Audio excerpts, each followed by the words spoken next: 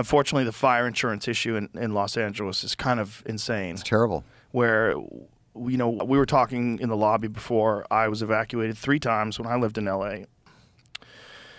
2 of my neighbors lost their homes. And watching those folks cry in front of the rubble of where they lived, it's just horrible. But they kept their lives, and this was 2018, and they rebuilt some of them. Two of the houses are still gone in my old neighborhood. Mm-hmm. They never rebuilt. Sorry to hear about that.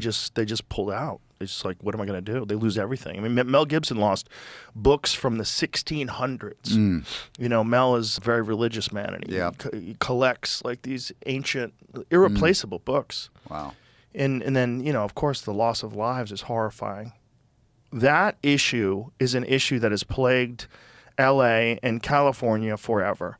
So a big point of contention during the election and even during the first Trump administration was the use of water, and that water was being funneled into the Pacific Ocean. And now apparently, you could tell me more, you probably know more than I do. What has been done about that water? Because it seems like Trump has changed that. Well, I think what Trump did a good job of, first of all, I'm grateful for the fact that he flew out, had a meeting. And I'm grateful, and I have my differences at time to time on some issues with him, but he sat down and he was forceful in a very strong way of holding the elected officials accountable, like get the people back in their homes now. So the fact that in this tragedy we've got a president who's also a builder, who understands what needs to be done, I think is great. And I hope he continues to hold all the elected officials accountable. He can make a big difference, and we need it.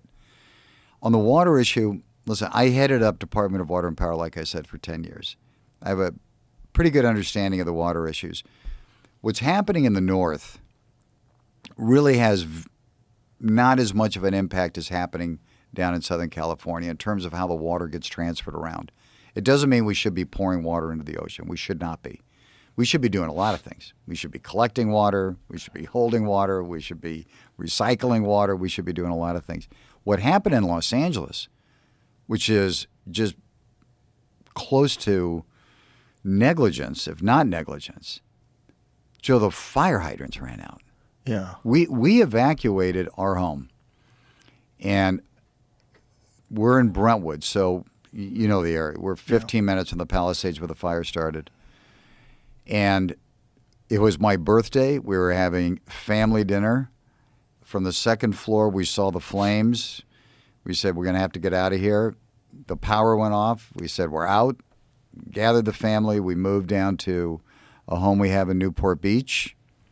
And I get a call from one of my senior executives who's sort of embedded in with the fire command post. And my heart dropped. He said, we just lost your daughter's home.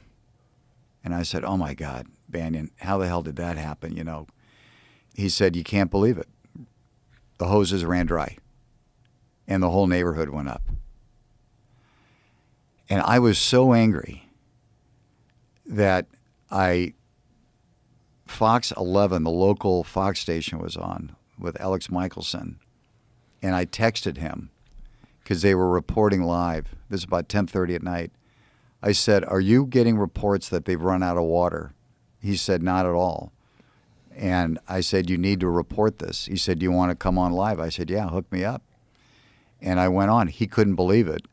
And some of the media was trying to spin it. I saw that. Like it's not true. Yeah. And then they went right to the firemen. Went right to the firemen, right? Yeah. The firemen said, yeah, we're standing there, empty hoses.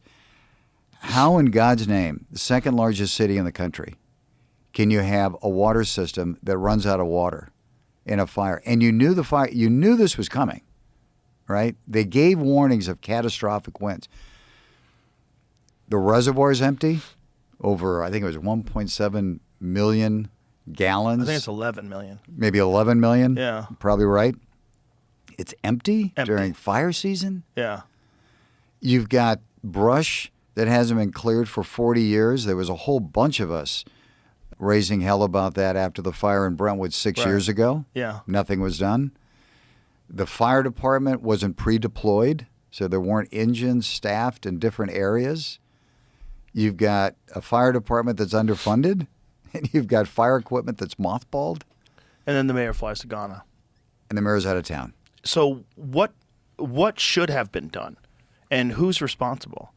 Well, I think the leadership is responsible at every level. I think the mayor's responsible for not being better prepared. I think she's certainly responsible for not staying in town. It's a lack of judgment. If you want to be a leader, the first thing you have to do is be present. I don't know what all the meetings that she had beforehand to make sure everybody was prepared, but years ago the brush should have been cleared, Yes. right? And if you probably couldn't have prevented the fire, maybe you couldn't have prevented the fire. Only God knows. Well, we don't But really you could have know. mitigated it. We don't really know the source of the fire yet, and we do know there Right. was quite a bit of arson. That's true. That's true. And there was a fire, to your point, there was a fire New Year's Eve from fireworks. And there's some talk that it may have been in that same area that this sparked up again, or maybe it was another arson that went up there. But it seemed like there was several fires that started very close to each other.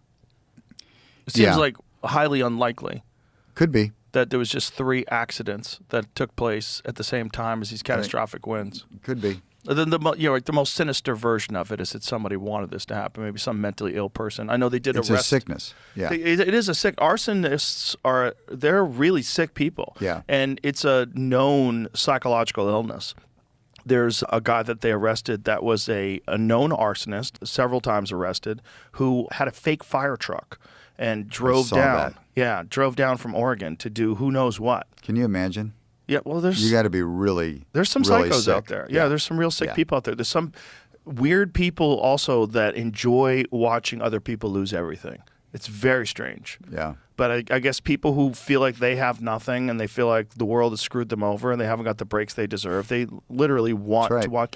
And there's this entitled culture that we live in that kind of tells people that the reason why other people are successful is because they've stolen from you, Right. which is just the craziest Thing. to say in America. But it gives them an excuse. It gives them an excuse. And it also gives them a pathway to vent their anger and instead point it productively at their own lives. It's like, why am I in this position right now? What could I have done differently? That's exactly What right. personal responsibility do I have for the way I live right now? Right. Instead of that, it's like, no. These rich people, they fucked Right. you over. That's right. They took advantage of us. Yeah.